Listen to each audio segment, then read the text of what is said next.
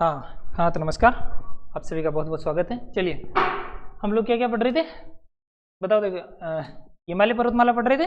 तो भौतिक प्रदेशों का विभाजन 6 प्रकार से किया जाता है। 6 में से एक है जिसका नाम है हिमालय। हिमालय को 2 भागों में पढ़ते हैं बेसिकली। एक का नाम तो ट्रांस हिमालय, एक का नाम है मुख्य हिमालय। और मुख्य हिमालय को इनको पढ़ते पढ़ते पूरा हिमालय हम लोगों ने कर लिया था। और याद है आप लोगों को? देख मोटा मोटा रिविजन बताओ। एक बार मोटा मोटा बताना, 2 मिनट में बताना। ट्रांस हिमालय के 3, कराकोरम, लद्दाख, जास्कर। फिर मुख्य हिमालय के भी 3, एक तो है बृहत हिमालय, मध्य हिमालय और लघु हिमालय, शिवालिक हिमालय। ठीक है, लघु हिमालय कौन सा है? बीच वाला। यही था। जो उत्तरी वाला जो हिमालय है उस हिमालय को तो क्या कहेंगे हम लोग कि वहाँ पर चोटियाँ ज़्यादा पाई जाती हैं, ऊंचाई ज़्यादा है, वहाँ पर खूब सारे ग्लेशियर हैं, वहाँ से गंगोत्री इस तरह के गंगा नदी ये नदियाँ निकलती है। ओके, उसके जस्ट नीचे की तरफ में उसे लघु हिमालय कहते हैं। और पर्यटन की दृष्टि से बहुत ज़्यादा महत्वपूर्ण है। वहाँ की विशेषता है कि वहाँ पर मर्ग और बुग्याल पयार वहाँ की विशेषता है। यस क्यों में कमी। और उसके बाद वहाँ के बारे में और क्या क्या है, तो वहाँ कुछ पर्यटन स्थल हैं जिन्हें हिल स्टेशन के रूप में हम लोग जानते हैं। ये सारी चीज़ें उसके बारे में। उसके बाद में शिवालिक हिमालय की मुख्य विशेषता है द्वार दून और एक चोस। यही बातें पढ़ी थी। और इनका जो विस्तार था, घाटियाँ कहाँ थी वो? कुल्लू, कांगड़ा, इस तरह की घाटियाँ कहाँ थी वो? नहीं थी कहाँ पर? मध्य हिमालय में थी, शिवालिक में थी या उत्तरी हिमालय में थी? मध्य हिमालय में। हाँ वेरी गुड। ठीक है, तो आप लोगों को ये सारी चीज़ें पढ़ लेनी। उसके बाद में हम लोगों ने प्रादेशिक विभाजन किया था। और प्रादेशिक विभाजन जो किया है वो सिडनी बुराड़ महोदय ने किया है और 4 भागों में विभाजित किया है। एक तो उन्होंने कहा कि पंजाब हिमालय। कौन सा हिमालय? पंजाब हिमालय। उसके बाद में कुमाऊं हिमालय। और फिर तीसरा नेपाल हिमालय, फिर असम हिमालय। सबसे लंबा कौन सा है? नेपाल हिमालय, 800 किलोमीटर। उधर वाला 750, फिर इधर 500, उसके बाद 300 ये था। और यहाँ की ऊंची ऊंची चोटियाँ नंगा से लेकर नामचा पर्वत, इधर नंगा इधर नामचा पर्वत। और बीच में एक जगह थी नंदा देवी, एक जगह माउंट एवरेस्ट, यही था। और बाकी चीज़ें आप लोग कनेक्ट करके पढ़ी लो। पूर्वांचल वाला जो हिमालय थे वहाँ पर थी एक तो डाफला, मिरी, अबोर, मिसमी और पटकाई बूम ये। और उधर फिर नागा हिल्स थी, ऐसी कुछ हिल्स थी। तो नागा हिल्स की सबसे ऊंची पहाड़ियाँ कौन कौन सी? सरामती, वहाँ की ऊंची चोटियाँ। और उसके बाद में मिजो हिल्स हैं, मणिपुर हिल्स हैं, और इधर त्रिपुरा हिल्स है, ये थी। और असम वाले में मिकिर, रेगमा, बराइल, ये थी। बराइल है जो मणिपुर हिल्स, और जो नागा हिल्स है उनको 2 भागों में विभाजित कर देती है, मतलब ऊपर विभाजित करती है। यही चीज़ें थी। और उसके बाद हम लोगों को जो पढ़ना था वो था अपना उत्तर का विशाल मैदान। मोटा मोटा यही था। ठीक है, तो देखो मोटा मोटा कितने 2-3 मिनट में रिवीजन कर लिया हम लोगों ने। तो अब जो है उसका नाम है उत्तर का विशाल मैदान। कौन सा मैदान है? उत्तर का विशाल मैदान। बोलो एक बार, उत्तर का विशाल मैदान। उत्तर का विशाल मैदान। उत्तर का विशाल मैदान। उत्तर का विशाल मैदान। विशाल मैदान। ये जो उत्तर का विशाल मैदान है इसको हम लोगों को पढ़ना है। और उत्तर का विशाल मैदान कौन सा है? इसके जस्ट नीचे की तरफ बना हुआ। देखो इसको बहुत ध्यान से देखना एक बार। कहाँ गया मैप? कहाँ है? ये रहा मैप। इस मैप में आप लोगों ने देखा कि ये ऊपर जो दिखाई दे रहा है इसका नाम तो क्या है? हिमालय।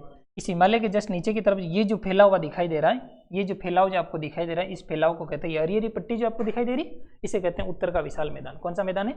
उत्तर का विशाल। बहुत बड़ा है तो विशाल कहेंगे, और मैदान है और उत्तरी भाग में, इसलिए उत्तर का विशाल मैदान। क्लियर होगी? उत्तर के विशाल मैदान को पढ़ते हैं, किसी भी मैदान को पढ़ते हैं तो उसका बहुत महत्व होता है। जैसे उस पर्वत श्रृंखला का क्या महत्व था आप लोगों ने पढ़ ही लिया था। क्या महत्व था उसका? उसका महत्व था कि उधर से जो ठंडी ठंडी हवाओं को इधर नहीं आने देता। लेकिन उसकी एक कमी थी जो आप लोग जानते हैं। फिर देखो उत्तर का जो विशाल मैदान है, इस विशाल मैदान का भी अपना महत्व है, इसलिए हम लोगों को पढ़ना चाहिए। अगर किसी भी क्षेत्र में मैदान नहीं होगा तो आप गाड़ी को कैसे भगाओगे? भेजाओ नहीं भगा पाओगे। वो वाले गाने कैसे बनेंगे कि कोनी बेटू रे बुलेट पे? समझ पा रहे? तो पहाड़ियों में ऐसे कहाँ घुमा सकते हो गाड़ियों को? अपने एक और गाना, वो कौन कौन से गाने सुने थे? इससे संबंधित 1-2 गाने सुना मुझे। और मान लीजिए कि कोई मैदान है ही नहीं और पहाड़ है, कोई ऐसा देश जहाँ पर पहाड़ है, क्या उस पहाड़ में डॉलर चक्रियाँ लगना स्वाभाविक क्रिया होगी क्या? जहाँ पहाड़ियाँ ही पहाड़ियाँ हैं वहाँ पर डॉलर चक्रियाँ लगेगी? नहीं लगेगी। तो इसका मतलब मेले भरते हैं, मनोरंजन की जो चीज़ें होती हैं, लोगों का जब बसाव होता है, उत्पादकता जहाँ पर होती है, वो क्या होता है? मैदान होता है। ठीक है, मैदानों पर ही किया जाता है। तो इसलिए मैदान को हम लोगों को पढ़ना चाहिए। और मैदान है, और इसीलिए मैदान पर क्या होता है? टावर लगाए जा सकते हैं। क्या लगाए जा सकते हैं? टावर। क्या पहाड़ी एरिया में टावर लगाना पॉसिबल है क्या? यही नहीं भाई साहब, वहाँ जा जा करके कैसे लगाएंगे? और टावर नहीं लगेंगे तो एक दूसरे के टावर कैसे आएंगे? कनेक्ट नहीं होंगे तो लोगों की कनेक्टिविटी कैसे बढ़ेगी? समझ पा रहे हो? तो बहुत ज़्यादा महत्व है इसका, हर चीज़ को आप एक बार सोच करके देखिए। और एक दूसरे से जब बातचीत होगी नहीं तो फिर गृहिणी नायिका अपने पति को फोन कैसे करेगी, या प्रेमी को फोन कैसे करेगी? नहीं कर पाएगी, नहीं कर पाएगी। फिर उसे वापस उसी दौर में लौट करके पक्षियों का सहारा लेना पड़ेगा, और फिर पक्षी को कह करके भेजना होगा कि पाखा पर लिखूं। वो गाना सुना है आप लोगों ने कि पाखा पर लिखूं थारे ओढ़ मां, चाचा पर सात सलाम, संदेशो मारा पीवे ने पुगा दियो ये। उस कुर्जा पक्षी को लिख लिख करके फिर भेजेगी तो वो दौर वापस शुरू हो जाएगा। क्या आप चाहते हो वैसा दौर आए? भाई साहब 2 मिनट में फटाफट बात हो जाए, इससे अच्छा क्या है? तो ये मैदानों का महत्व है। अगर ये मैदान नहीं होते तो वो आप लोगों ने एक मूवी देखी उसमें कि मैं तो रास्ते से जा रहा था, समझ रहे हो? तो उनकी गाड़ियां कैसे घूमती भाई साहब?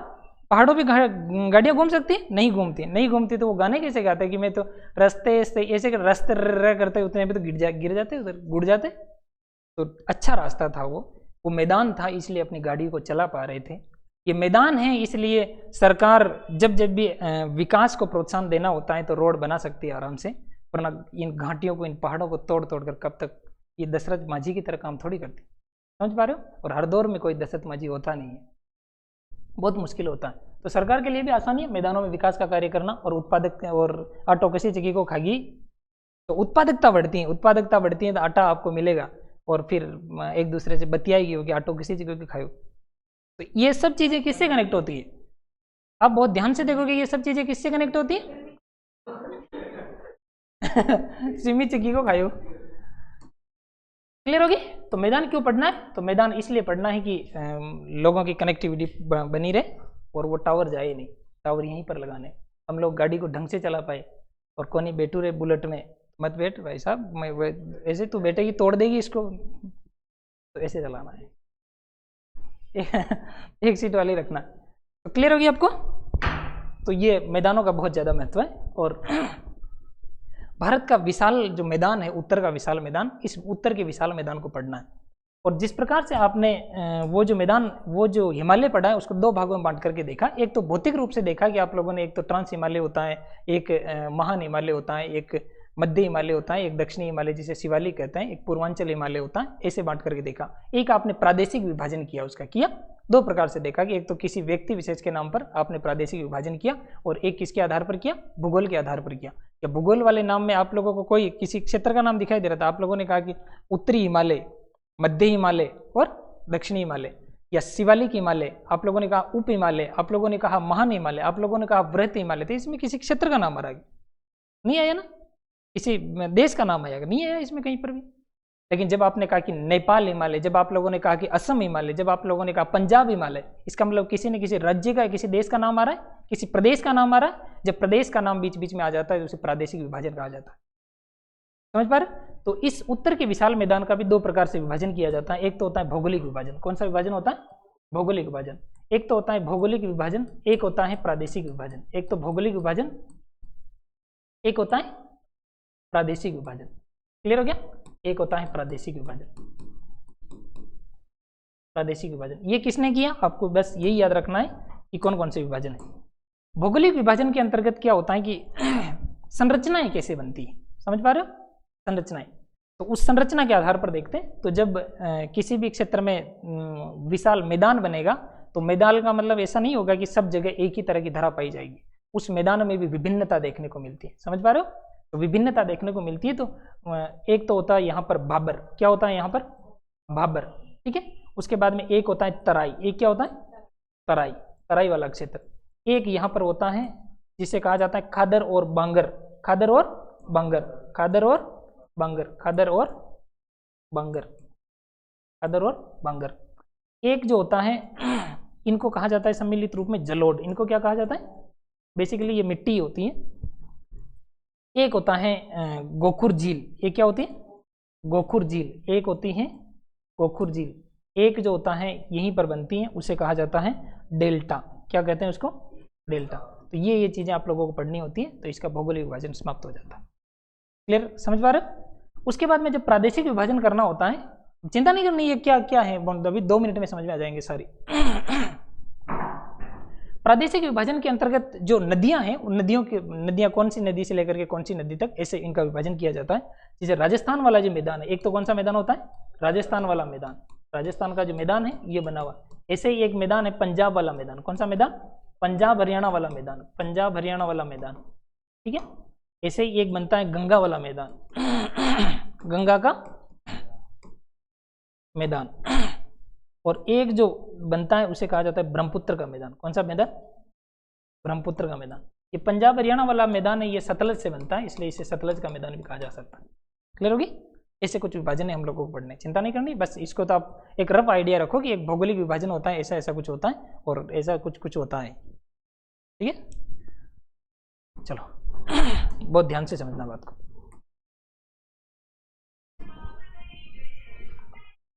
हाँ,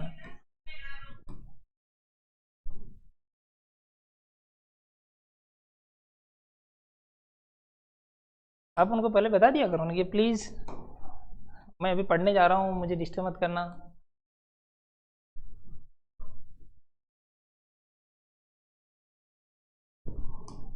बस आप लोग विचार करते रहो कि मैंने अभी क्या बताया।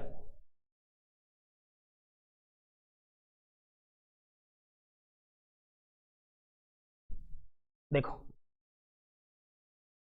इस वाले चित्र को देखो आप लोग, ये चित्र आपको दिखाई दे रहा है, इस चित्र को देखो। अब सुनो, यहां उत्तर में तो क्या था, एक हिमालय था। फिर मैंने ये कहा था कि इस हिमालय से कुछ नदियों का उद्गम होता है, यहाँ पर हिमनद पाए जाते हैं। इन हिमनदों से किनका उद्गम होता है, कुछ नदियों का उद्गम होता है। वो नदियां कहाँ जाएगी, उधर की तरफ तो जाएगी नहीं, इसका ढलान जिधर होगा उधर जाएगी, इसका ढलान है इधर, ढलान किधर है, इधर। तो ये नदियां यूं आती है, ये नदियां यूं चली जाती है, ये नदियां यूं आती है, ऐसे ऐसे यूं घूमती। आप किसी भी नदी को देखिए, आपके गाँव के पास से निकलने वाली नदी, उस नदी के दोनों छोर पर मैदान पाए जाते हैं, पाए जाते हैं। मैदान का मतलब आप ऐसे मत कहना जंगली जंगल है वहां, तो भाई साहब तो जंगल का मतलब है तो समतल ही है, ठीक ठाक समतल एरिया पाया जाता है। या पहाड़ों के बीच में भी बह सकती है वो, ऐसा नहीं है, लेकिन उसके दोनों ओर छोरों पर उपजाऊ जमीन पाई जाती है। देखा, ऐसे ही जब कोई भी नदी आएगी तो उस नदी के दोनों ओर क्या पाए जाएंगे, मैदान पाए जाएंगे, ठीक है। तो इधर की तरफ और इधर की तरफ ये मैदान पाए जाते। ये तो आप लोगों को समझ में आएगी कि उधर से नदी आई और नदी जब आएगी तो अपने साथ में कुछ लेकर के आएगी। ऐसे क्या हुआ कि ये पहले बेसिकली ये जो था ये मैदान था ही नहीं है, मैदान था ही नहीं। हिमालय बना, नीचे वाला भाग था, प्लेट आकर के टकरा रही थी, हिमालय बन रहा था, ये तो बना ही नहीं, ये कहाँ था, ये तो नहीं था। लेकिन यहाँ से जो नदियां आई, उन नदियों ने ला आकर के यहाँ पर कुछ गाद जमा कर दी। क्या जमा कर दी, गाद, गाद समझ रहे हो, तलछट समझ रहे हो, अपशिष्ट ला आकर के यहाँ पर जमा कर दिया। और खूब सारा जब मटेरियल यहाँ ला करके जमा कर दिया तो यहाँ ले दे करके 1 से 2 किलोमीटर ऊंची परत जमा कर दी। यहाँ जैसे आप यहाँ पर यूँ उंगली डबोगे तो यहाँ से डूबेगी नहीं, लेकिन वो जो मिट्टी है उस मिट्टी का लेवल है 2 किलोमीटर नीचे तक, इतना मिट्टी ला करके जमा कर दी। समझ पा रहे हो, इतनी मिट्टी ऊपर से दबती गई तो सब पूरा समतल हो गया वहाँ। ऐसा नहीं है कि वहाँ 2 किलोमीटर यूँ दच के अंदर चले जाओगे, नहीं जाओगे। समझ रहे बात को, ऐसे यहाँ पर मिट्टी जमा हो गई। तो ये हिमालय के बाद में बना हुआ मैदान है। ये समझ में आ गया कि हिमालय पहले बना, इसके बाद में क्या बना है, ये मैदान बना है। क्लियर होगी। जब ये जो नदियां यहाँ से निकलेगी, इसके दोनों छोर पर मैदान का निर्माण होगा। समझ रहे हो, तो इनके दोनों छोर पर मैदान का निर्माण होता है। अब समझिए इस बात को कि ये जो मैदान आपको दिखाई दे रहा है और ऊपर की तरफ जो आपको पर्वतमाला दिखाई दे रही, इस पर्वतमाला से कुछ नदियां निकलती। क्या निकलती, यहाँ से नदियां निकलती। ये जब नदियां इनकी यहाँ से निकलती हैं, ऐसे कुछ नदियां आ रही है, जैसे आप लोग गंगा नदी को पढ़ रहे थे तब ऐसे ही नदियां आ रही थी ऊपर की तरफ से। ये जो नदियां आती हैं, नदियां ऐसे खाली आपकी तरफ आती है नहीं, कुछ नहीं लेके आई, ये तो अपने साथ में कुछ आइटम लेकर के आएगी। ये पहाड़ों से निकलने वाली नदियां क्या लेकर के आएगी, मोटे मोटे पत्थर लाएगी। समझ पा रहे हो, अपराधियों के एरिया में पढ़ करके निकलने वाला व्यक्ति अपराधी बनेगा, अच्छी स्कूल में पढ़ करके निकलने वाला व्यक्ति संस्कारी बनेगा, सीधी बात है। ऐसे ही इस पहाड़ी वाले एरिया से निकल करके आने वाली नदियां क्या लेके आएगी, अपने साथ पत्थर लेके आएगी। वो बड़े बड़े पत्थर लाती है और उन पत्थरों को यहाँ जमा कर देती। कहाँ जमा करेगी, कहाँ जमा करेगी, इसके जस्ट नीचे। उधर से गुड़ गुड़ गुड़ गुड़ गुड़ गुड़ आता है और गुड़ता कब तक रहेगा, जहाँ जब तक ढलान रहेगी। मैदान में जैसे प्रवेश करती है, मैदान तो समतल होता है, तो वहाँ तक कितना गुड़ेगा वो, पत्थर, तो बड़े बड़े पत्थर, कुछ कुछ छोटे पत्थर तो गुड़ते रहते हैं, लेकिन जो बड़े बड़े जो पत्थर हैं वो मोटे मोटे पत्थर, बड़े बड़े शिलाखंड आते हैं ऊपर से नदियों के साथ में बह करके टूटते टूटते आते हैं, गुड़ते पड़ते ऐसे आ जाते हैं, यहाँ आकर के मोटे मोटे जमा हो जाते हैं। समझ पा रहे हो? ऐसे बड़े बड़े पत्थर जमा हो गए। ओके, बहुत ध्यान से समझते रहना इस बात को। बड़े बड़े पत्थर और नदियाँ एक ही बार नहीं आती कि एक बार आकर के बंद होगी, चलो अब 2-4 साल की छुट्टी, जैसे मैं पढ़ा लेता हूँ उसके बाद मेरे यार 2-4 दिन रुको यार, लेकिन ऐसा ये नदियाँ तो नहीं करती, तो ये तो हमेशा बहती रहती है। और सदावाहिनी नदियों का उद्गम होता है तो हमेशा बहती रहती है, हमेशा बहती रहती है, तो हमेशा ही पत्थर लाती है और हमेशा ऐसे गरा कर देती है, या क्या कर देती है, ढेर कर देती है। तो शिवालिक वाला जो एरिया है, शिवालिक तो हिमालय है, तो हिमालय में तो ढलान है, तो शिवालिक हिमालय के नीचे पैर जो वहाँ है उसे कहा जाता है गिरिपद। उसे क्या कहा जाता है? तो शिवालिक का जो गिरिपद है, उस गिरिपद पर बड़े बड़े पत्थरों का विस्तार हो जाता है, ढेर जमा हो जाता है। समझ गए? बड़े बड़े पत्थरों का ढेर जमा हो जाता है। पहली बार जब नदियाँ आ रही थी उस दौरान तो ढेर लेके आई, छोटा सा ढेर किया, उसके ऊपर से बह रही है, दिखाई दे रही, फिर लाई, एक समय बाद तो खुद उसके अंदर से निकल रही है, पता ही नहीं चल रहा। नदी यहाँ से यहाँ तक कूदती तो दिखाई दे रही है, लेकिन यहाँ ये तो 10 किलोमीटर तक चला गया। कहाँ तक चला गया? 10 किलोमीटर, लगभग 5, 7, 8, 10 किलोमीटर तक इतना विस्तार हो जाता है इसका। इस यहाँ से लेकर के यहाँ तक लगभग इसका एवरेज जो है 8-9 किलोमीटर तक इसका विस्तार हो जाता है। इतनी चौड़ाई आ जाएगी, कोई भी नदी बड़े बड़े पत्थरों के बीच में जब बहेगी, भले नदी बड़ी है लेकिन वो जब पत्थर बड़े हो जाए और पत्थरों का विस्तार ज़्यादा हो जाए तो नदी जब बहेगी तो इनके बीच बीच में, यहाँ से जब कोई नदी बहेगी, यहाँ से मैंने छोटी सी भिंडी नदी निकाली, इनके बीच में से बहेगी, दिखेगी क्या आपको? है उसका तो पानी जब यहाँ बाहर की तरफ यहाँ आएगा तब जाके आपको पता चलेगा, अरे ये पानी कहाँ से आ रहा है। फिर किसी ने कहा कि इसके नीचे की तरफ एक नदी है, उधर की तरफ से आ रही है, इन पत्थरों के नीचे नीचे बह रही है। समझ रहे हो? ये जो भाग जहाँ पर नदी खुद ला करके यहाँ जमा करती है, लेकिन एक समय बाद में खुद ही उसके अंदर विलुप्त हो जाती है, इस पथरीले भाग को, ये वाला जो भाग है इसको कहा जाता है भाबर। इसको क्या कहते हैं? भाबर। बोलो एक बार, इसको तो क्या कहते हैं? भाबर। क्लियर होगी? ये तो क्या है? भाबर। भाबर क्या है? बड़े बड़े कंकड़ों का, बड़े बड़े पत्थरों का एक जमाव है जिसके नीचे नदियां लुप्त हो जाती है। क्लियर? समझ गए बात को? अब नदियां जैसे यहाँ से निकलने के बाद में ये सोच रही कहाँ जाना है, कोई भी नदी यहाँ से इसने एंट्री करी यहाँ, और फिर आगे पत्थर आ गया तो इधर मुड़ गई, फिर पत्थर आ गया तो इधर मुड़ गई, फिर पत्थर आया यूं मुड़ी, फिर पत्थर आया यूं इधर निकल गई। तो फिर इसने सोचा मुझे जाना कहाँ था, मैं तो भीड़ में कहाँ खो गई। तो फिर ये जैसे बाहर की ओर निकलती है, नीचे नीचे यूं करते सरपाकार होने के बाद फिर सोचती है अब मुझे कहाँ जाना है। फिर किसी ने कहा अरे अरे ढलान तो इधर रह गया, तू इधर गई कहाँ जा रही, फिर ये वापस मुड़ करके इधर की तरफ आना। समझ रहे हो? तो यहाँ पर ऐसे सारी नदियाँ यूं घूम जाती है, यूं जाना सीधा होता है, यूं घूम जाती यूं तो पानी कर देती। यहाँ पर क्या कर देती? पानी, यहाँ पर पानी और खूब फैलाव ले लेती नदी। तो ये क्या फैल जाता है पानी सारा का सारा। तो यहाँ से निकलने के बाद में जब इसे समझ में नहीं आता है कहाँ पर किस ओर जाना है, तो तब तक ये ऐसे फैलती रहती, फैलारा कर देती। और ये जो फैलारा इस पानी का किया गया है, क्या किया गया? पानी का फैलाव, जिसकी वजह से वहाँ दलदल हो जाता है। समझ रहे हो? ये जो दलदल जो भाग इसके जस्ट नीचे की तरफ बन जाता है, इस दलदली भाग को कहा जाता है तराई। इसको क्या कहते हैं? तराई। बोलो एक बार, इसे क्या कहते हैं? इस वाले भाग को कहा जाता है तराई। समझ रहे हो?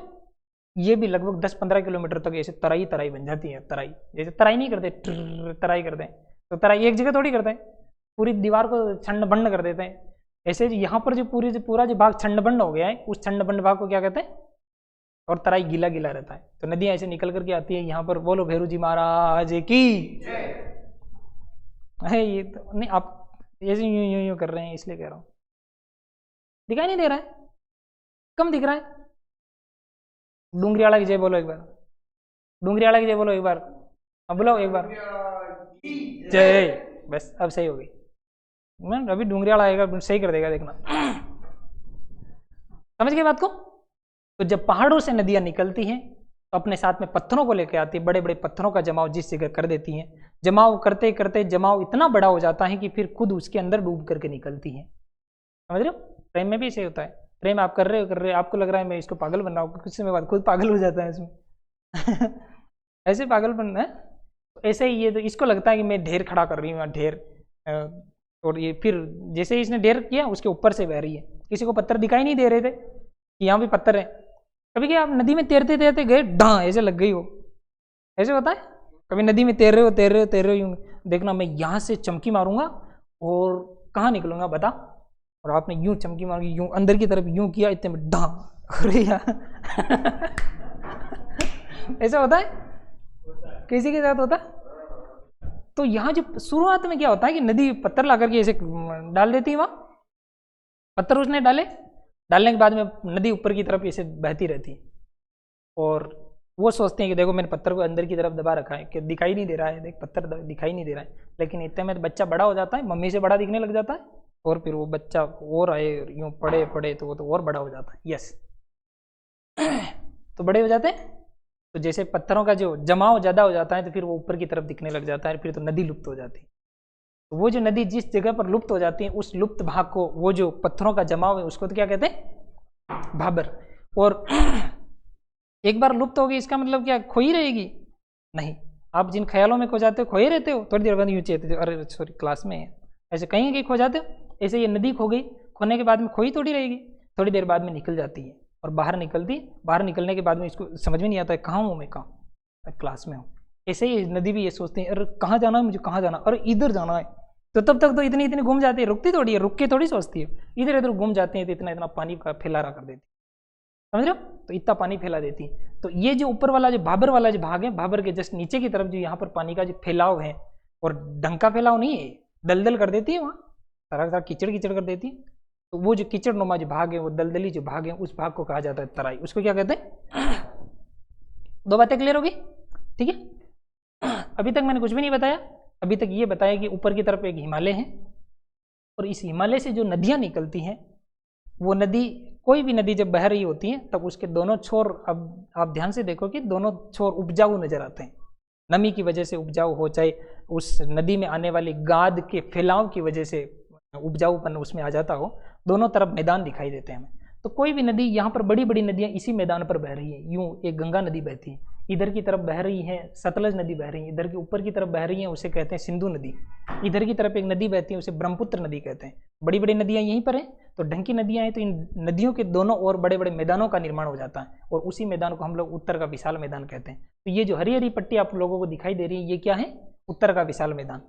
इस विशाल मैदान के बनने की एक प्रक्रिया होती है, ये मैदान भी एक जैसा नहीं है, यहाँ पर पूरी पूरी मिट्टी एक जैसी नहीं दिखाई देती। कैसी है यहाँ की? यहाँ से जैसे नदी निकली, तो नदी पहाड़ों से जब मैदान की तरफ आ रही होती है, तब उस पहाड़ के जो पद तल पर, जो उसका जो पैर वाला जो हिस्सा होता है, पहाड़ के जस्ट नीचे की तरफ गिरी पद पर बड़े बड़े पत्थरों को ला करके इकट्ठा कर देती है। क्यों लाती है? तो पहाड़ों से आ रही होती हैं, जो ऑटोमेटिक आ जाते हैं, मुझे ले चलो मुझे ले चलो ऐसे करके आ जाते हैं, बड़े बड़े पत्थर आ जाते हैं, और वो पत्थर यहाँ जमा हो जाता है। यहाँ से कोई नदी आएगी तो यहाँ बड़े बड़े पत्थर ले आएगी, बड़े बड़े पत्थर इसी के पास में जमा कर देगी। आगे क्यों नहीं जाते बड़े बड़े पत्थर? आगे इसलिए नहीं जाते कि आगे तो समतल आ गया, तो समतल में पत्थर गुड़ेंगे, पत्थर नहीं, वहाँ तो मोटरसाइकिल चलेगी, तो पत्थरों को इधर नहीं गुड़ने देते हम लोग। तो ये जो पहाड़ियाँ, इन पहाड़ों के गिरी पद पर क्या पाए जाते हैं? बड़े बड़े पत्थर पाए जाते हैं, और इतने बड़े पत्थरों के ढेर हो गए कि अब नदियाँ जब ऊपर की तरफ से आती हैं, हिमालय से निकल करके आती हैं, तो इनमें खो जाती है। पहले तो इनमें खो जाती है, इनके नीचे नीचे बहती है, और नीचे बहने के बाद में नीचे की तरफ वापस हमें दिखाई देती है, बहुत दूर बाद दिखाई देती है, 8-10 किलोमीटर तक तो दिखाई नहीं देती। नदियाँ कहाँ गई यार? यहाँ तो पत्थर हैं, तो इसके नीचे ही नीचे, ध्यान से देख, फिर वो ऐसे देखते हैं पत्थर को, हाँ यार नदी बह रही है, ऐसे देखते हैं। तो वो वाला भाग जहाँ पर पत्थरों की वजह से नदियाँ लुप्त हो जाती हैं, उन पत्थरों के जमाव को कहा जाता है भाबर। पहली बात। नीचे की तरफ आने पर उस जब नदी को समझ में नहीं आता है कि जाना किधर है, तब तक वो इधर उधर डोलती रहती है, और उस डोलने की प्रक्रिया में ये जो अपने साथ में लाई हुई कीचड़ मिट्टी ऐसा कुछ वहाँ पर बिखेर देती है, और नमी नमी कर देती है वहाँ। फिर उसे समझ में आता था, अरे अरे यार इधर चलना है, ढलान तो इधर है, तो ऐसा समझ में आता है। तब तक तो यहाँ पर दलदली दलदल कर देती है ये नदियाँ, और उस दलदली भाग को कहा जाता है तराई। उसको क्या कहा जाता है? तराई। दो बातें हम लोगों ने पढ़ ली। तराई के बाद में अब नदी ढंग से मैदान पे आएगी। ढंग से कहाँ आएगी? अब मैदान में आएगी। और चलो अब नदियाँ अब ढंग से मैदान पे आएगी। ये लीजिए, ये नदी अब ढंग से मैदान में आ गई, मतलब ये ज़्यादा मोटा बन गया, आप समझिए बात को।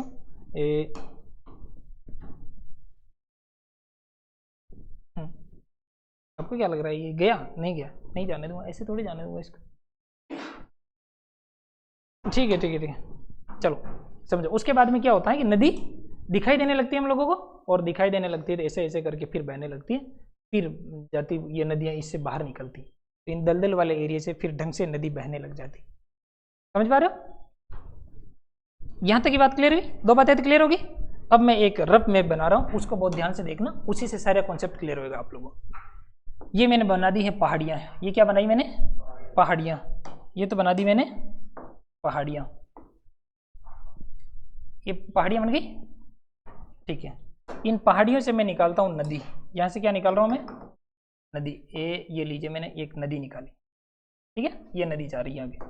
अब सुनो, इस नदी के आने की प्रक्रिया में यहाँ से कुछ पत्थर ला करके यहाँ जमा कर देते हैं। यहाँ क्या कर देती है? पत्थर ला करके जमा कर देती है। ये जो पत्थर हैं जिनकी वजह से ये नदी खुद लुप्त हो जाती है, इनके नीचे दबी दबी बहती है, लेकिन ये पत्थर इसका रास्ता रोक नहीं सकते हैं, ये आगे की तरफ निकल जाती है। बस ये है कि थोड़ी देर के लिए इस नदी को लुप्त प्राय कर देते हैं। तो ये जो नदी को लुप्त करने वाला जो एरिया है, इस पत्थरनुमा भाग को क्या कहा जाता है? भाबर। ये बात क्लियर? क्लियर? उसके बाद में जब इसके अंदर से ऐसे यूं करके जो नदियां आ रही थी, ये बह रही थी, ये नदियां एक समय बाद में बाहर की ओर निकलती। बाहर की ओर निकलती, जब बाहर की ओर निकलती है तो यहाँ पर क्या कर देती है? दलदली दलदल कर देती। खूब सारे एरिया में तो ये समझ में नहीं आता, इधर घूम जाती है, फिर ये अरे इधर चलो इधर चलो इधर चलो, तो ये आडी डूडी बहती है। और फिर एक समय बाद में समझ में आता है अरे अरे वाहिका, हमारी नाली तो यहाँ है, इस जगह पे बहना है।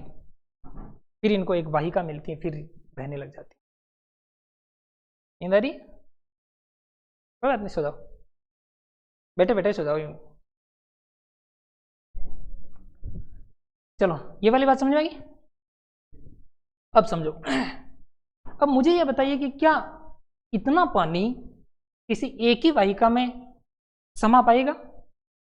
नहीं पाएगा भाई साहब। जैसे आप इतने सारे यहाँ फैल करके बैठे हुए हो, लगभग 250 लोग बैठे, और इतने सारे जो लोग यहाँ विद्यमान हैं, आप सोचिए एक बार कि नीचे की तरफ से एक भूकंप आयर हिलने लगे, सोचो एक बार, कल्पना करो। और आपको 2 मिनट में ऐसा कहा कि 2 मिनट में वॉल खाली करना, वॉल खाली करना, और आप लोग निकलना शुरू करें। भाई साहब, ये खिड़की को तोड़ के इधर कूद रहा, ये इधर से आप एक एक करके घुसे, तब तो आप फैल करके आराम से बैठे हुए। लेकिन फैल करके बैठे होने का मतलब ये थोड़ी कि जब आपको एक साथ निकलना हो तब किसी एक ही गैलरी में सिर्फ सारे के सारे एक साथ निकल पाओगे, ऐसा नहीं है। तो एक साथ नहीं निकल सकते थे भाई साहब, गेट तोड़ दो आप लोग। तो समझो ऐसे ये इतने सारा चित्रा पितरा जो पानी था, ये पानी जब एक ही वाहिका के अंदर प्रवाहित होने लगता है, एक ही ढलान में जब बहता है, तो इस वाहिका में बहता तो है, लेकिन ये पानी बाहर की ओर निकल जाएगा, ठीक है। तो ये बहता बहता बहता बहता पानी पानी पानी पानी पानी पानी, ये पानी, ठीक है, ये पानी पानी पानी पानी, और ये पानी इतना पानी इतना पानी इतना पानी इतना पानी कि इतना पानी ये ऊपर की ओर निकल गया। कहाँ निकल गया? समझो बात को भाई, इसको समझना बहुत आसान है। जैसे आपने गैस चढ़ा रखा है, ऊपर आपने शीरा चढ़ा रखा है, और नीचे से आपने ऐसे ज़्यादा कर दिया, तो वो शीरा जो है ना, वही शीरा जब वो बाहर की ओर निकलता है ना, सर पर और गैस को बंद कर देता है। समझ पा रहे हो? तो वही वाला मामला है इसी में कि जब उधर की तरफ से खूब सारी नदियां एक ही बार में एंट्री की, सबने एंट्री की, तो सारा सारा पानी इधर निकल गया। कहाँ निकल गया? इधर निकल गया। और मैंने आपको पहले ही ये कह दिया कि हिमालय से निकलने वाली नदियां वो सदावाहिनी नदियां। सदावाहिनी मतलब हमेशा ही भाई साहब उसमें पानी रहता है, हमेशा ही पानी रहता है, तो हमेशा ही भाई साहब इतना ऊपर की ओर निकलती होगी ये, तो अपने ढलानों को तोड़ तोड़ करके, किनारों को तोड़ के बाहर की ओर निकल जाती होगी।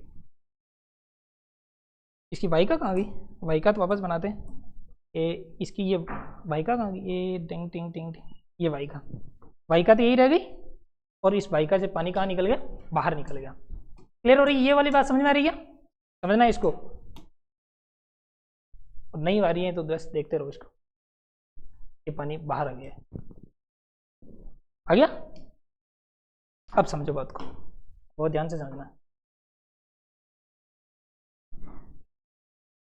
अब मुझे ये बताइए, क्या ऐसा जरूरी है कि एक बार तो पानी आया, इतना धुआंधार तरीके से आया पानी कि पानी पानी हो गया, यहाँ तक पानी आ गया, इतने एरिया में पानी पानी आ गया, और इतने एरिया में क्या आ गया? पानी पानी आ गया।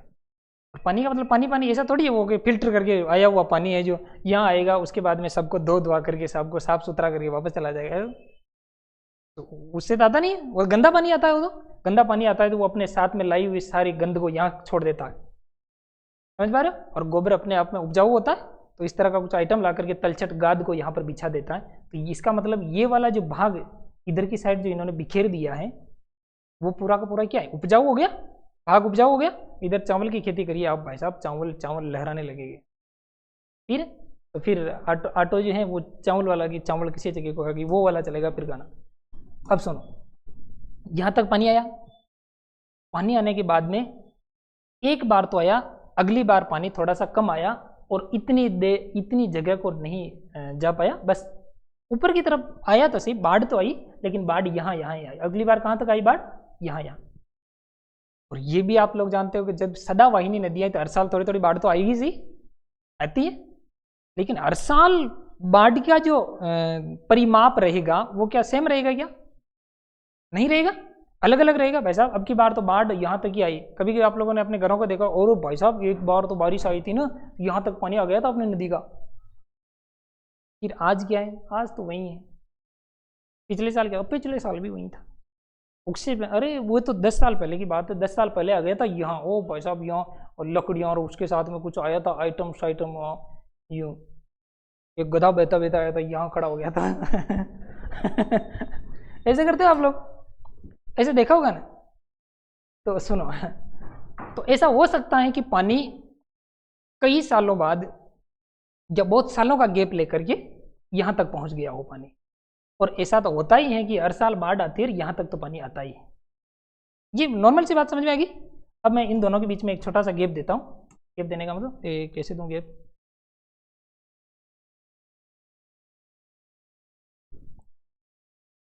समझो, ये लो,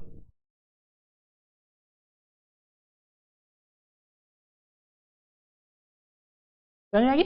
इसका मतलब ये हुआ कि ये वाला तो भाग वो है जो कई वर्षों पहले आया था यहाँ पानी, और ये वाला भाग भी वो है जब कई वर्षों पहले पानी आया था। ये वाली बात समझ में आ गई। और ये वाला भाग वो है जहाँ हर साल ही पानी आता है, हर साल अपने साथ में गाद तलछट लेकर के आता है, इतने में पीछे से दबाव लगता है, उस दबाव में पानी हौड़ लगा इधर आ जाता है। और ये जो बाढ़ का जो पानी है यहाँ तो हर साल आता ही है। दो बातें समझ में आएगी। अब मुझे बताइए कि इनमें से नया कौन सा रहेगा हर साल और पुराना कौन सा है। नदी के पास वाला जो उपजाऊ भाग है ये क्या है, बेसिकली मिट्टी है। ये नदी के साथ में आने वाली मिट्टी जिसको यहाँ पर बिछा दिया है, ये वाली भी क्या है, मिट्टी। इस दोनों मिट्टियों को कहा जाता है, इन दोनों को कहा जाता है जलोढ़ मिट्टी। इनको कौन सी मिट्टी कहा जाता है, जलोढ़ मिट्टी। ये बात समझ में आ गई। जलोढ़ मिट्टी कौन सी मिट्टी है, तो जलोढ़ मिट्टी कौन सी होती है कि नदियों के द्वारा बहा कर लाई गई मिट्टी को जलोढ़ मिट्टी कहते हैं। ये जलोढ़ मिट्टी एक तो होती है पुरानी, ये वाली पुरानी, ये वाली पुरानी, क्लियर। नई कौन सी, ये नई का कैसे पता चलेगा भाई साहब, हर साल बंठन के आती हो, ये हर साल आती है तो नई, और ये पुरानी होगी तो ये तो बड़ी बड़ी बड़ी बूढ़ी हो गई, ये तो 60 साल की होगी, और ये नई तो 16 साल की। तो कौन सी है, ये, और 60 साल की ये, तो पुरानी है। इस पुरानी को कहा जाता है बांगर। इसको क्या कहा जाता है, बांगर मिट्टी। इसको कौन सी मिट्टी कहेंगे, बांगर मिट्टी या बांगर जलोढ़। बहुत ध्यान से समझना इस बात को। अब सुनो, तराई कौन सा है इनमें, ये दिखाई दे रहा है, ये क्या है, तराई। क्लियर हो गया। उसके बाद में ये है बांगर, और ये जो आपको बांगर के बाद में ये जो आपको दिखाई दे रहा है ये क्या है, जो नया नया हर साल जो खाद आती है इसको कहा जाता है खादर। क्या ये वाली बात समझ में आ गई आप लोगों के, समझ पा रहे हो बात को। अब मुझे ये बताइए आप लोग, इनमें से हर साल जो अपने साथ में ढंग की मिट्टी लाती हो, अपने साथ जो गोबर वोबर लेकर के आती हो, जो अपने साथ तलछट लेकर के आती हो और उसको ला करके बिछाती हो, वो वाला भाग ज़्यादा उपजाऊ रहेगा या वर्षों पहले खाद एक बार डल गई थी वो वाला ज़्यादा उपजाऊ रहेगा। नया हर साल जब नवीनीकरण होता है तो वो वाला ज़्यादा अच्छा है, समझ पा रहे हो। तो इनमें से बांगर मिट्टी है जो ज़्यादा उपजाऊ है या खादर मिट्टी ये ज़्यादा उपजाऊ है, खादर ज़्यादा उपजाऊ है, ठीक है। ये वाली बात समझ में आ गई। ये तो कैसी है, उपजाऊ है, उपजाऊ है, और उपजाऊ तो वो भी है, ये ज़्यादा उपजाऊ है और ये कम उपजाऊ है। अब समझो बात को, यहीं पर है, छोटा सा कॉन्सेप्ट है, उसके बाद में देखें आप, बहुत क्लियर हो जाएगा आप लोगों को। इस वाले भाग में जिसको आप लोग बांगर देख रहे हो, इस वाले भाग में क्या होता है कि पानी आया, अपने उन तटबंधों को तोड़ा, तोड़ने के बाद में पानी ऊपर की ओर भाई साहब उन ढलानों तक चला गया, पानी पानी हो गया, फैल गया। उधर की तरफ एक गांव बसा था और गांव में पानी आ गया, घरों में पानी भर गया, तो इतना सारा वो मैदान में पानी पानी हो गया। पानी वापस सिमटा, वापस चला गया। उसके साथ में जितनी मिट्टी थी, जितने उसके साथ में कंकड़ थे, जो उसके साथ में टहनियाँ, पत्ते, इस तरह के खूब सारे आ जाते हैं। बाढ़ की बाढ़ बह कर के आ जाती है। हम लोग नहीं कहते और यार ये क्या आ गए, बूढ़िया के पत्ते आ गए, ये अब मामला खराब कर दिया रे यार, है? तो ऐसा पूरा जम गया। अब आप लोग कुछ कभी कभी देखना, अगर आप गांव के निवासी हैं, आप लोग, तो मैं जानता हूँ गांव के निवासी हैं, तो आप लोगों ने देखा होगा कि नदी जब उस एरिया में जाकर के सिमट करके वापस आ जाती है, तब वहाँ पर एक सफ़ेदी छा जाती है। छा जाती है, वो जो पापड़ा आ जाता है, वो जो सफ़ेदी छाई हुई होती है, उस सफ़ेदी को कहा जाता है रेह। उसको क्या कहा जाता है? रेह। उसी को कहा जाता है कलर। उसको क्या कहा जाता है? कलर। क्लियर होगी? समझो। तो यहाँ पर जो पापड़ा आ जाता है, क्या आ जाता है? एक जो नमकीन परत जो जम जाती है, क्या जम जाती है? नमकीन परत जो जम जाती है, उस परत को क्या कहा जाता है? रेह या कलर। रेह या कलर। ओके। फिर वो परत है जो वो टूट गई, ऊपर की तरफ आया हुआ पापड़ा खत्म हुआ, उसके बाद में उसके नीचे क्या निकलते हैं? कुछ कंकड़ निकलते हैं, कंकड़। इसके बाद में जी इसमें निकलते हैं कुछ कंकड़, मिलेंगे आप लोगों को। वो जो कंकड़ है वो क्या है? कंकड़। उन कंकड़ों को कहा जाता है बूढ़। उनको क्या कहते हैं? बूढ़। ज्योग्राफी के शब्द में, शब्दावली में उसे क्या कहा जाएगा? बूढ़ कहा जाएगा। समझना बात को। फिर ये जो पथरीला, जो ये जो आपको कंकड़ जो दिखाई दे रहे हैं, इन्हीं कंकड़ों में से कुछ कंकड़ ऐसे होते हैं जो कैल्शियम से युक्त होते हैं। कैसे होते हैं वो? अगर वो कैल्शियम से युक्त है, कैसे वो कैल्शियम से युक्त है, तब उनको कहते हैं, अगर उनमें कैल्शियम वाले कंकड़ है, कैल्शियम वाले कंकड़ है, कैल्शियम वाले कंकड़ मिट्टी है, उस वाले को कहा जाता है, मिट्टी कंकड़ जो है उसको कहते हैं कंकर। उनको क्या कहते हैं? 3 शब्द आपको ध्यान रखना, 1 2 3। ये बांगर से संबंधित है। बांगर वाला वो भाग जहाँ पर कभी नमकीन की एक परत चढ़ गई थी और खूब दिनों तक रही थी वो। उसके बाद वो जो नमकीन परत थी, उस नमकीन परत को तो क्या कहा जाता है? जैसे कलर किया हुआ वैसे कलर, ठीक है, तो उसको कहा जाता है रेह या कलर। एक दूसरा जो वो परत टूट जाने के बाद में उसमें खूब सारे में कंकड़ पत्थर दिखाई देते हैं, उन कंकड़ पत्थरों को कहा जाता है बूढ़। उनको क्या कहा जाता है? बूढ़। उसके बाद वो कंकड़ पत्थरों को हटाया तो वहाँ पर एक मिट्टी भी दिखाई देती है। यार मिट्टी वैसा कैल्शियम है इसमें, क्या है इसमें? कैल्शियम। ठीक, उस कैल्शियम वाली मिट्टी को, कैल्शियम वाले कंकड़ों को क्या कहा जाता है? उनको कंकर। ध्यान रखना है, कंकर। तो ऐसा नहीं करना है कंकर का मतलब वो जो कंकड़ है वो कंकड़। उन कंकड़ों को तो बूढ़ कहते हैं। कंकड़ है तो बूढ़ है, और कैल्शियम वाली मिट्टी बराबर कंकर। ओके। ठीक है। और खादर उपजाऊ है और बांगर कम उपजाऊ है। बांगर कैसी? ऐसा नहीं उपजाऊ नहीं है, कम उपजाऊ है। क्लियर होगी? क्या ये वाला भाबर उपजाऊ है? ये भाबर में खेती होगी? नहीं होगी भाई साहब, पत्थर ही पत्थर वहां तो ये पत्थर वाला जो एरिया यहाँ पर ये उपजाऊ नहीं है बिल्कुल भी। क्या तराई वाला को हम लोग कोशिश करके वो जो दलदल है उसको ठीक करके खेती कर सकते हैं? कर सकते हैं, बिल्कुल कर सकते हैं भाई साहब। तो यहाँ पर हम लोग खेती कर सकते हैं। ऐसी तकनीकें विकसित की जा रही हैं कि तराई वाले एरिया में भी हम लोग खेती कर ले, कोशिश की जा रही है। खेती नहीं भी करें तो भी मुझे ये बताइए कि सबसे ज़्यादा मच्छर कहाँ पर पाए जाएंगे? बताओ। तो यहाँ पर क्या पाए जाते हैं? मच्छर। मच्छर पाए जाता है, यहीं पर पाए जाते हैं जीव, छोटे छोटे जीव पाए जाते हैं।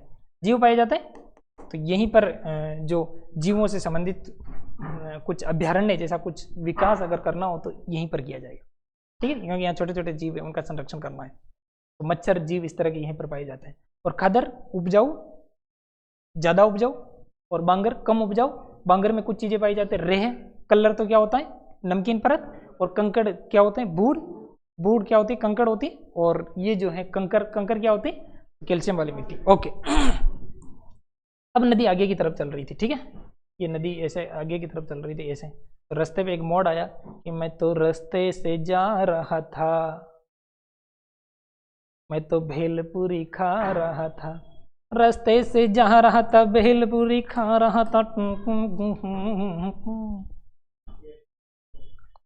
वो नहीं आता, वो किसको घुमा रहा था? तो मान लीजिए कि ये जो पानी इसके साथ में आ रहा है, समझना बात को, ये पानी आ रहा है, बहुत ध्यान से, बहुत ध्यान से समझो इसको, इस जगह पर बहुत ध्यान से समझना। ये पानी जा रहा है, पानी जा रहा है।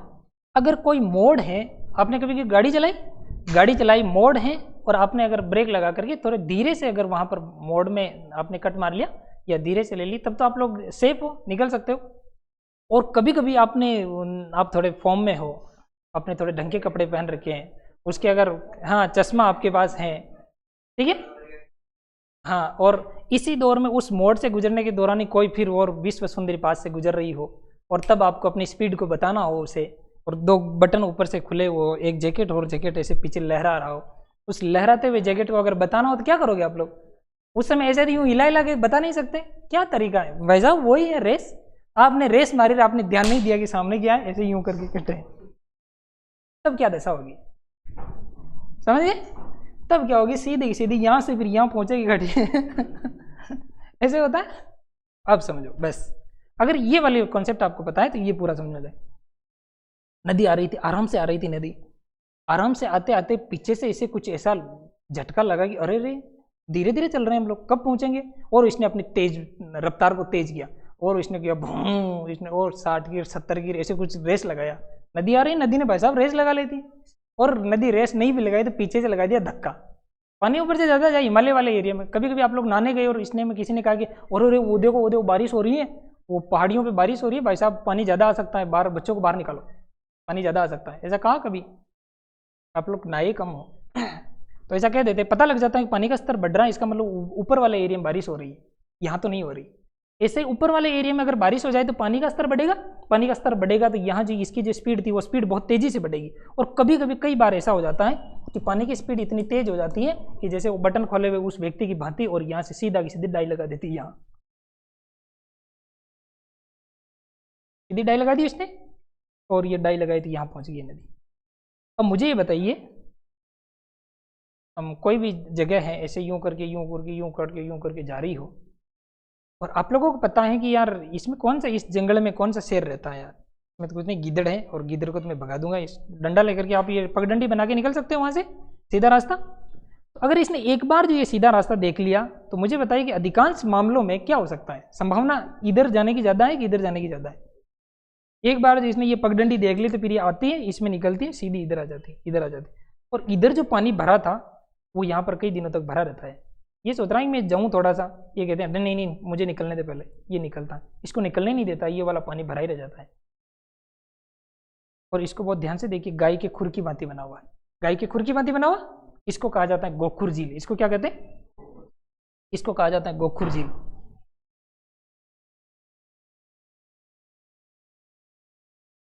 क्लियर हो गया कि ये वाली बात क्लियर, ये अब तक पढ़ा जी वो सारा क्लियर है?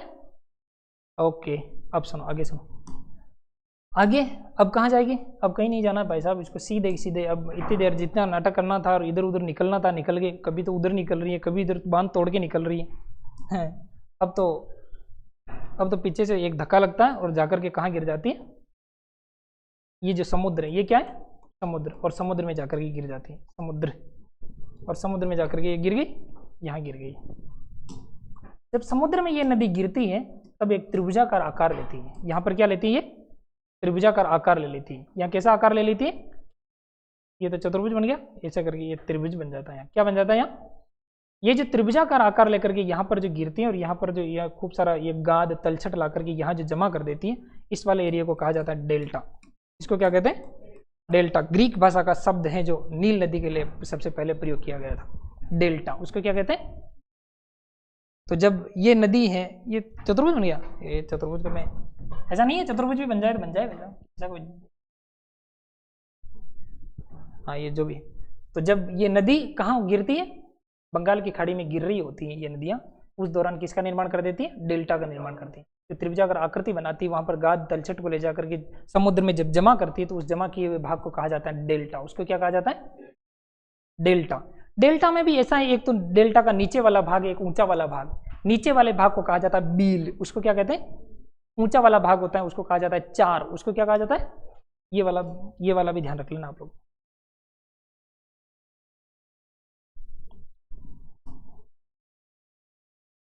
ठीक है, ये यहाँ पर गिरी, ये डेल्टा बन गया। डेल्टा में जो ये ऊपर वाला भाग यहाँ पर तो आकर के गिरी रही है, एक है नीचे वाला भाग जो उधर जाकर के गिर गया। तो ऊपर वाला जो भाग होगा उसको कहा जाता है चार। ऊपर वाला भाग को तो क्या कहा जाता है? ऊपरी भाग होगा उसे तो कहा जाता है चार। उसको क्या कहा जाता है? चार, या चर भी मिल सकता है आपको। और ये जो निचला जो भाग होता है उसको क्या कहा जाता है? निचला भाग को कहा जाता है बील। उसको क्या कहते हैं? बील। बील। ये शब्दावली आप लोगों को याद हो जाएगी क्या? और ये अगर आपको ये पूरा मैप आप लोगों के दिमाग में क्लियर है, इसका मतलब आपका भौगोलिक विभाजन जो उत्तर के विशाल मैदान का किया है वो क्लियर है, पूरा भौगोलिक विभाजन कंप्लीट हो गया, एक ही चित्र में कंप्लीट हो गया। समझ पा रहे हो? तो सबसे पहले तो क्या है, पहाड़ों से नदी निकलती है। नदी निकलने के दौरान लगभग 8-10 किलोमीटर तक अपने साथ में लाए हुए बड़े बड़े कंकड़ों का विस्तार कर देती है, बड़े बड़े पत्थरों का विस्तार कर देती है, विशाल का शिलाखंड ला करके वहाँ पर जमा कर देती हैं, उस ढेर के भीतर होकर के बह जाती है। तो यहाँ जो नदी लुप्त हो जाती है, यहाँ क्या होती है? नदी लुप्त होती है। ठीक है, ये भी ध्यान रखना कि नदी कहाँ पर लुप्त होती है? नदी लुप्त। यहाँ तो क्या होती है? नदी लुप्त हो जाती है। और तराई वाले एरिया में नदी पुनः दृश्यमान होती है, तो पुनः दिखाई देने लगती है, पुनः दिखाई देने लगती है। क्लियर हो गई? और इसका कारण क्या होता है? तो एक शब्द एनसीईआरटी में मिलता है, उसको कहते हैं अत्यधिक पारगम्यता। अत्यधिक पारगम्यता के कारण नदी विलुप्त हो जाती है। पारगम्यता, हालांकि पारगम्य होना चाहिए, तो क्यों लगाएं इसके? पारगम्य परत के कारण। परत के कारण क्या होता है? नदी लुप्त हो जाती है। अत्यधिक पारगम्य परत का मतलब होता है कि इस पारगम्य का मतलब आर पार जाना, गम का मतलब जाना, पार का मतलब आर पार जाना। आर पार जाने की ये जो परत है, कौन सी परत? ये पत्थरों की मोटी जो परत, इस पत्थरों की इस मोटाई के कारण ये नदियां लुप्त हो जाती है। इसका मतलब ये समझ गए? तो ये जो पत्थरों का जो ये जमाव है, इस जमाव की अधिकता के कारण, इसके घनत्व के कारण, या क्या कह सकते हैं इसको, ढेर के कारण, इस ऊंचे उठे ढेर के कारण नदियां यहाँ पर लुप्त हो जाती हैं, नीचे की तरफ से बहने लगती हैं। तो इस पत्थरों के इस जमाव को कहा जाता है भाबर। क्लियर? दूसरी बात भाबर के बाद में नदियां पुनः मैदानों में दिखाई देने लगती हैं, लेकिन तब तक इन्हें ये पता नहीं होता है कि जाना कहाँ है, और तब तक वैसा मैदान में डोलती रहती है। उस डोलायमान स्थिति में, उस गत्यात्मकता के दौरान नदी के द्वारा बनाए गए दलदली मैदान को कहा जाता है तराई। उसको क्या कहा जाता है? तराई। तो तराई के लिए शब्द याद रखना, दलदली भाग। कौन सा भाग? लिख दिया? दलदल नहीं लिखा? तो ये जो तराई क्या होता है? दलदल भाग होता है। दलदल भाग होता है। 15 किलोमीटर तक ये दलदल भाई साहब, 15 किलोमीटर तक। उसके बाद में नदियों को समझ में आने लगता है, फिर अपने ढलान में बहने लगती है। अपने ढलान में बहने के दौरान उस तमाम पानी को अपने अंदर संग्रहित कर नहीं पाती है, और इस असंग्रहण के कारण तटबंधों को तोड़ करके पानी मैदानों की ओर निकल जाता है। जो पानी मैदानों में निकला, उनमें सबसे पुराना जो भाग जहां तक पहुंच गया और वहां मिट्टी जमा हो गई, उस पुरानी मिट्टी को तो कहा जाता है बांगर। उसको तो क्या कहते हैं? और हर साल जो मिट्टी आकर के पास में ही जमा हो जाती है, उस पास में जमा होती हर साल की उस मिट्टी को कहा जाता है खादर। उसको क्या कहते हैं? बांगर वाले क्षेत्र में जब वो नदी जाती है और नदी जाने के दौरान वापस भी आ जाती है, वापस आने की प्रक्रिया में वहां पर एक परत का निर्माण हो जाता है, सफेद सफेद नमकीन परत बन जाती है। वहां पर खारी खारी लगेगी, नमक की तरह, खा के देखोगे। तो उस नमकीन परत को क्या कहा जाता है? रे या कलर। ओके, उसके बाद वो नमकीन परत टूटी, टूटने के बाद में उसमें कंकड़ निकले। उसमें क्या निकले? कंकड़। आपने देखा यार, नदी कंकड़ी कंकड़ कर दिया, मेरी जमीन को गंदी कर दिया इसने। देखा अरे कंकड़ बहुत उपजाऊ है, देख तो सही। देखा कहीं का उपजाऊ? उपजाऊ तो वहाँ है, ये तो मेरे तो बांगरी रह गया, यहाँ तो कभी कभी आता है पानी, समझे? खादर है, उपजाऊ तो ज़्यादा। उसने कहा ठीक है रे, ये कंकड़ को हटाओ इसको। तो वो जो कंकड़ जो दिखाई देते हैं, उन कंकड़ों को कहा जाता है बूढ़। उनको क्या कहा जाता है? फिर किसी ने आकर के कहा अरे सारे मत हटाओ, कंकड़ कंकड़ हटाओ, ये मिट्टी मत हटाओ, इसमें कैल्शियम है। अच्छी बात हो गई कैल्शियम। इस कैल्शियम वाली मिट्टी, उस कैल्शियम वाली मिट्टी को क्या कहा जाता है? उसको क्या कहा जाता है? कंकर। क्लियर होगी? उसके बाद में खादर, और इनमें अगर अंतर करना तो खादर ज़्यादा उपजाऊ होता है और वो कम उपजाऊ होता है। ये नदी के पास वाले हिस्से में बनता है, ये थोड़ा दूर बनता है। सीधी बात। उसके बाद आगे की ओर चली नदी इस खादर बांगर वाले एरिया से जैसे आगे की ओर बढ़ती है, उस दौरान अपने घुमाव को असहन करती है। असहन का मतलब सहन नहीं करती है, उस घुमाव को सहन नहीं करती है, और पीछे से हो रही उस धकेलपन, या उसको क्या कहेंगे, धक्के के कारण, उस धक्के के कारण सीधा के सीधा ये डाई मार देती है। और डाई मारने के दौरान इससे एक झील का निर्माण हो जाता है, और वो गाय के खुर की भांति हो जाता है। ये गाय का खुर ऐसा ही होता है, यूं करके ऐसा ही कुछ पता है? तो ऐसा ही कुछ है, ये देखो तो यूं करके यूं कर देते, ये किए गाय का खुर बन गया जैसे। तो गाय के खुर की भांति एक झील का निर्माण हो जाता है। झील क्यों है? क्योंकि एक तो है तो खड्डाई, और इसके अंदर पानी नदी का ही तो भरा हुआ है, तो झील है। और उस झील को कहा जाता है गोकुर झील। गोकुर झील से आगे की तरफ बढ़ती है, फिर अंततः जिस खाड़ी में गिर रही होती है वहां पर एक त्रिभुजाकार आकृति का निर्माण करती है, वहां पर गाद को ले जाकर के जमा कर देती है।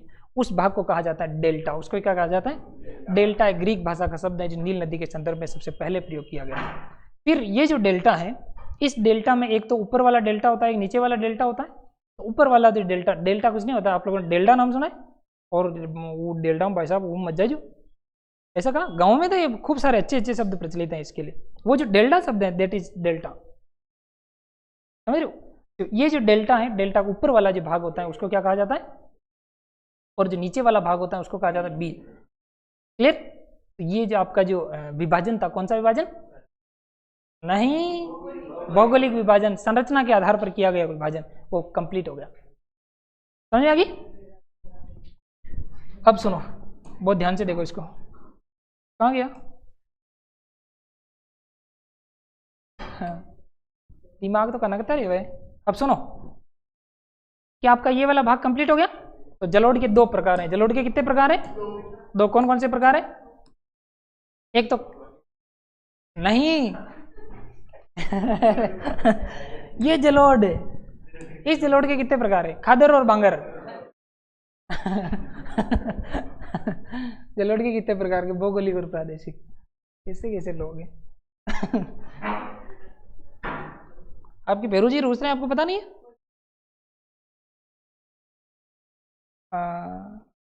नहीं, वो तो वास्तव में पता भी नहीं चलता था उसका। चलो, ये वाली बात सारी क्लियर होगी। उसके बाद देखो, ये है प्रादेशिक विभाजन। ये कौन सा विभाजन है? बाबर क्या होता है? बड़े बड़े पत्थर, विशालकाय शिलाखंड जिनके नीचे नदियां लुप्त हो जाती हैं। उसके बाद तराई क्या होते हैं? जहां पर नदियां दिखाई देने लगती हैं और दलदल का निर्माण कर देती हैं। उसके बाद खादर बंगर क्या होता है? खादर एक उपजाऊ होता है, ये अनुपजाऊ होता है, और ये जो पानी है ऊपर की ओर निकल जाता है, वहां पर बनने वाली जो वहाँ जो मिट्टी जमा हो जाती है उसको कहा जाता है। ओके। उसके बाद में गोकुर झील क्या हो जाती है? डाई मारने पर बनी हुई वो। डेल्टा क्या होता है? त्रिभुजाकार, वहाँ डेल्टा, हाँ डेल्डो, केल्डो नहीं है एक केल्डा भी होता है हमारे गांव में। चलो आगे सुनो, सुनते रहो, आप लोगों को सुनना है बस। टाइम हो गया आपका? आपको तो वहां जाना होता है, जाओ जाओ। आगे सुनो, आगे जो विभाजन है उसका नाम है प्रादेशिक विभाजन। कौन सा विभाजन है? प्रादेशिक विभाजन। प्रादेशिक विभाजन। और प्रादेशिक विभाजन का मतलब क्या होता है कि प्रदेशों के आधार पर विभाजन करना है। क्लियर? अब सुनो, बहुत ध्यान से देखना इधर, मैं समझा देता हूं। ये नदी आपको दिखाई दे रही है, ये सिंधु नदी तंत्र है।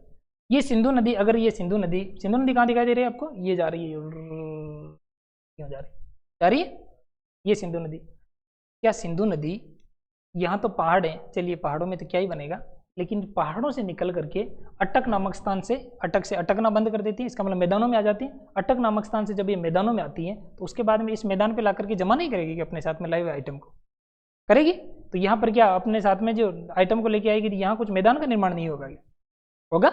तो इसके पास में कुछ मैदान बना हुआ है। इसके पास में क्या बना? इसके बाद में एक और नदी है, उस नदी का नाम है झेलम नदी। कौन सी नदी है?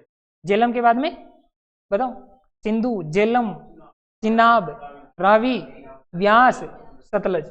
ये जो नदियां हैं, इन नदियों पर क्या होता है कि एक नदी फिर दूसरी नदी, दोनों नदियों के बीच में ये बन गया मैदान। फिर ये नदी इस नदी और इस नदी के बीच में फिर बन गया मैदान। ये नदी और ये नदी इस नदी के बीच में बन गया मैदान। ये नदी और ये नदी इसके बीच में बन गया मैदान। इस वाले भाग में जब मैदान पड़ते हैं तो उनको कहा जाता है दोआब। उनको क्या कहा जाता है? क्लियर होगी? तो एक तो ये वाला भाग हम लोगों को पढ़ना होता है। इस वाले भाग में यहाँ पर क्या बनता है? मैदान बनता है, और इस मैदान को कहा जाता है सिंधु सतलज का मैदान। कौन सा मैदान? सिंधु सतलज का मैदान। आजकल वो सिंधु शब्द हटा दिया गया क्योंकि सिंधु के द्वारा बनाया जाने वाला मैदान पाकिस्तान में चला गया, तो सतलज का मैदान। किसका मैदान? ठीक है, तो सतलज नदी इस एरिया में बहती है, और सतलज नदी के द्वारा बनाए गए जो मैदान है, उस मैदान को कहा जाता है सतलज का मैदान। क्लियर? उसके बाद में यहाँ से एक नदी निकलना शुरू करती है, उस नदी का नाम है गंगा नदी। कौन सी नदी है? गंगा नदी। जब यूं घूम करके यूं करके इधर चली जाती है, तब इस गंगा के सहारे सारे मैदानों का विकास होता है। किसका विकास होता है? मैदानों का विकास होता है। तो ये जो इसके सहारे सारे जिन मैदानों का विकास हो जाता है उसे कहा जाता है गंगा का मैदान। गंगा बनाती है तो गंगा का मैदान। ठीक है, गंगा के बाद में इधर की तरफ एक नदी है, उसका नाम है ब्रह्मपुत्र नदी। कौन सी नदी है? ब्रह्मपुत्र नदी। जब यहाँ ब्रह्मपुत्र नदी आप लोगों ने किसी ने पढ़ी? ऐसे नदी, ये जो ब्रह्मपुत्र नदी है, इस ब्रह्मपुत्र नदी के द्वारा बनाया गया ये जो मैदान आपको दिखाई दे रहा है, दिख रहा है ना आपको तो मैदान? इसको देखो,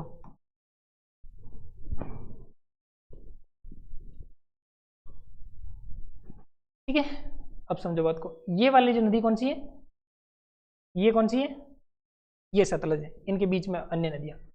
ये जो नदियाँ हैं इसके द्वारा जो बनाया हुआ ये जो मैदान होगा, इस वाले यहाँ पर बने हुए, पूरा नहीं, नीचे तो राजस्थान आ गया, यहाँ पर जो मैदान बनाया गया है उस मैदान को कहा जाता है सतलज का मैदान। किसका मैदान कहेंगे उसको? फिर यहाँ से एक नदी निकलती है, उस नदी का नाम है गंगा नदी। कौन सी नदी हो? गंगा नदी। उस गंगा नदी के दोनों तरफ जो बनाया हुआ ये जो मैदान है, हरा हरा आपको दिखाई दे रहा है, इसको कहा जाता है गंगा का मैदान। कौन सा मैदान है? गंगा का मैदान। इस गंगा के मैदान को और हम लोग बांट करके देख लेंगे। जैसे रोहिलखंड का मैदान, पहला कौन सा बनता है इसमें? रोहिलखंड का मैदान। फिर रोहिलखंड के बाद में ऐसे ही बनता है एक अवध का मैदान बनता है, ठीक है। और अवध के बाद में एक बनता है बारिंद का मैदान, रार का मैदान, ठीक है। ऐसे कुछ मैदान बनते हैं, उनको हम लोग पढ़ देंगे। फिर एक मैदान आपको यहाँ पर एक पट्टी दिखाई दे रही है, एक छोटी सी पतली पट्टी, तो एक सकरा मैदान बनता है। इस वाले एरिया में कौन सा मैदान बनता है? सकरा सा एक मैदान बनता है, वो होता है ब्रह्मपुत्र का मैदान, जो दुबरी से लेकर के सदिया तक मौजूद है। कहाँ से कहाँ तक है? दुबरी से लेकर के सदिया तक। यहाँ पर एक जगह है जिसका नाम है दुबरी, यहाँ पर एक जगह है जिसका नाम है सदिया। दुबरी से लेकर के सदिया के बीच में ब्रह्मपुत्र का मैदान स्थित है, और उस मैदान को ब्रह्मपुत्र का मैदान कहते हैं। सीधी सी बात है। एक तो है सतलज का मैदान, कौन सी नदी का मैदान है? दूसरा है गंगा का मैदान, कौन सा मैदान? तीसरा है ब्रह्मपुत्र का मैदान। कितने मैदान हो गए? 3 मैदान। ध्यान रखिएगा आप लोगों को, कल हम इन तीनों के द्वारा बनाए गए मैदान को पढ़ लेंगे ना, आपका चैप्टर समाप्त। क्लियर? चैप्टर समाप्त होने का मतलब ये जो उत्तर का मैदान है, ये क्लियर? क्लियर? तो इस चीज को आप जितना पढ़ाए उस सबको रिवाइज करना। देखो अभी 2 मिनट रिवीजन करो, देखिए ये क्या पढ़ लिया हम लोगों ने। तो आप लोग ज़्यादा नहीं, यहाँ से रिवीजन करो शिवालिक से। शिवालिक के बारे में क्या है? द्वार और दून, द्वार, दून और चोस। तो ये तो क्या होते हैं? ये तो घाटियाँ होती है। ये क्या होती है? इसी को कहा जाता है बाह्य हिमालय, इसी को कहा जाता है उप हिमालय। क्लियर? और उसके बाद में आप लोगों को मैंने बताया कि डापला, मिरी, अबोर, मिसमी, इसी का विस्तार है आगे की तरफ। फिर महान हिमालय, लघु ट्रांस हिमालय, ट्रांस हिमालय और महान हिमालय के बीच में जो ब्रांच है उसका नाम है सिंधु सांगपो सचर जोन। क्या नाम है उसका? Sindhu Tsangpo suture zone. आंख बंद करके बताना, देख महान हिमालय और लघु हिमालय के बीच में उसका नाम क्या है? MCT। Very good. उसके बाद में लघु हिमालय और शिवालिक हिमालय के बीच में उसका नाम क्या है? MBT, man. हाँ, उसके बाद में नीचे मैदान और शिवालिक के बीच में कौन सा है? यूं करके इसे बढ़ रहे हैं, HFF। Okay, very good. चलो आगे सुनो। उसके बाद में ये बताओ, देखो यहाँ पर कौन कौन सी ऊपर की तरफ है? डापला, मिरी, अबोर, मिसमी। डापला, मिरी, अबोर, मिसमी। और एक क्या है? पटकाई बूम। तो ये जो पटकाई बूम है, ये नागा हिल्स है, मणिपुर हिल्स है, मिजो हिल्स, इनकी जो सीमाएं किसके साथ लगती है? म्यांमार के साथ। उधर की तरफ म्यांमार है, क्या मिकिर की लगती है म्यांमार के साथ सीमा? नहीं लगती। ये जो इस जगह पर, जो इस तट पर जो दिखाई, तट नहीं कहेंगे इसको, तो क्या कहेंगे? इस अंतिम सीमा पर। हाँ, तो इस अंतिम सीमा पर जो लगी हुई पहाड़ियाँ हैं, बनी हुई पहाड़ियाँ, ये इनका सीमा किसके साथ लगती है? म्यांमार के साथ। तो चलो, नागा हिल्स की सबसे ऊंची चोटी कौन सी है? उसके बाद में कौन सी है? मणिपुर हिल्स। और इनका अगर क्रम आपको याद रखना है तो ये क्या करेंगे? नागमणि और नागमणि हमें अगर मिल जाए तो मजा आ जाए। तो नाग का मतलब नागालैंड, मणि का मतलब मणिपुर, मजा का मतलब मिजोरम। ठीक है, तो इससे आप लोगों को क्लियर हो जाएगा। राज्य अगर याद रहेंगे तो नागा से नाग पहाड़ियाँ, नहीं नाग पहाड़ियाँ नहीं, नाग पहाड़ियाँ तो यहाँ है। तो नागालैंड से नागा हिल्स और मणिपुर से मणिपुर हिल्स। तो इनका क्रम ऊपर नीचे नहीं करना, ये ध्यान रखना है आप लोगों को। ठीक है, इन्हीं को लुसाई पहाड़ियाँ भी कहा जाता है, नोट्स में आप लोगों को मिल जाएगा। उसके बाद देखो मिकिर, रेगमा, बराइल। मिकिर, रेगमा, बराइल कहाँ है? असम में। और बराइल है जो किन किन को 2 भागों में विभाजित करती है? नागा और मणिपुर हिल्स। ओके, और त्रिपुरा में कौन सी पहाड़ियाँ? और मोलेसिस बेसिन क्या होता है? ये कोमल मिट्टी होती है जो मिजोरम की मिट्टी है, और उस मिजोरम को क्या कहा जाता है? Molasses basin. और सिडनी बुराड़ महोदय ने इनका विभाजन किया 4। कितने विभाजन किए? एक तो होता है पंजाब हिमालय, एक तो, दूसरा, तीसरा, चौथा असम हिमालय। सबसे बड़ा कौन सा है? नेपाल हिमालय। लंबाई इसकी ज्यादा है, कितनी है? उसके बाद वो उसके जस्ट बाद वाली 750। उसके बाद इधर 560। फिर उसके जस्ट बाद तो सबसे छोटा कौन सा हुआ? क्लियर? और आप लोगों को ऐसे घुमा के प्रश्न दे देगी कि ये जो सिडनी बुराड़ महोदय के द्वारा किए गए विभाजन में से सबसे छोटा हिमालय की सबसे ऊंची चोटी कौन सी है? पता है? इसका मतलब सबसे पहले ये, फिर प्रादेशिक विभाजन ये, इसमें सबसे छोटा हिमालय, तो सबसे छोटा हिमालय ये, तो सबसे छोटा का सबसे ऊंची चोटी। सबसे छोटा है तो क्या हुआ? छोटे के भी चोटी तो ऊंची हो सकती है ना। तो इसकी चोटी ऊंची है, और उस ऊंची चोटी का नाम क्या है? तो ये आपको ध्यान रहेगा। उधर तो क्या है? नंगा पर्वत। सर्वाधिक चौड़ाई वहाँ है, कम चौड़ाई यहाँ है। सर्वाधिक ऊंचाई कहाँ है? नेपाल में। क्यों है वहाँ? ऊंची ऊंची चोटियाँ वहीं पर है, ऊंचाई वहीं पर रहनी है। ओके, ये आप लोगों को याद हो गया। उसके बाद में उत्तर के विशाल मैदान का हम लोगों ने विभाजन किया। एक तो विभाजन कैसे करेंगे? भौगोलिक आधार पर, संरचना के आधार पर। तो कौन कौन कौन सी संरचनाएं बनती है? एक तो बनते हैं भाबर। तो भाबर तो क्या होती है? मोटी मोटी चट्टानें, जिनके नीचे नदियां क्या हो जाती है? दिखाई देती हैं, लुप्त हो जाती है। उसके बाद में नीचे की तरफ बनता है तराई। हम लोग जैसे तराई करते हैं वैसे वैसे वहाँ पे मैदान में तराई होगी, और वहाँ पे मच्छर ही मच्छर है, मच्छर की बीवी, मच्छर के बच्चे सब खूब सारे वहाँ। तो वो जो है वो कौन सा एरिया है? तराई। उसके बाद में उसके जस्ट नीचे की तरफ खादर, खादर और बांगर। तो नया कौन सा है? खादर। पुराना कौन सा है? बांगर। बूढ़, रेह, कल्लर, कंकर, ये कहाँ की आकृतियां हैं? बांगर में। तो बूढ़ तो क्या होता है? कंकर, कंकड़। और उसके बाद में रेह और कलर क्या होता है? रेह और कलर, जैसे ऊपर की तरफ कलर कर दिया हो भाई। और उसके बाद और क्या था? कंकर था, कंकर था। वो क्या? कैल्शियम वाली मिट्टी। उसके बाद में आप लोग चलिए गोकुर वाली झील। जब डाई लगा लेते हैं इधर की तरफ झील बन जाती है तो उसको क्या कहते हैं? उसके बाद में बनता है डेल्टा। डेल्टा किस भाषा का शब्द है? ग्रीक भाषा का शब्द। और डेल्टा कैसा होता है? त्रिभुजाकार होता है। कहाँ बनता है? तो ये बंगाल की खाड़ी बनता है। और वहाँ पर जो बनता है तो इसमें दो चीज़ें होती हैं, एक तो होता है निचला डेल्टा, एक होता है उचला डेल्टा। तो निचला होता है तो उसका तो, और ऊपर वाले का क्या नाम? Okay, very good. उसके बाद में कौन कौन सी पढ़ाया नहीं, लेकिन ऐसे बताओ कौन कौन सा ये बनेगा? एक तो सिंधु और सतलज वाला मैदान, कौन सा बनेगा? हाँ। फिर गंगा वाला मैदान, फिर ये कौन सा बनेगा? ब्रह्मपुत्र वाला मैदान। याद हो गया आपको? तो सारी चीज़ें याद। तो आज जितना पढ़ा है उसको रिवीजन करना, और बाकी चीज़ें हम लोग पढ़ेंगे कल। तब तक के लिए थैंक यू वेरी मच। और जो लोग देख रहे हैं इस क्लास को, वो पिछली वाली क्लासें जरूर देखें, ठीक है? आप लोगों को समझ में नहीं आ रहा होगा, आ गया तो अच्छी बात है, अच्छे बच्चे हो, लेकिन ज़्यादा समझ में आ जाएगा पहले वाली क्लासें देख लोगे तो, ठीक है? प्लेलिस्ट में आप लोगों को मिल जाएगी सारी चीज़ें। जाइए आप डीजे सर क्लासेज में, उसको सब्सक्राइबर भी कर देना जी।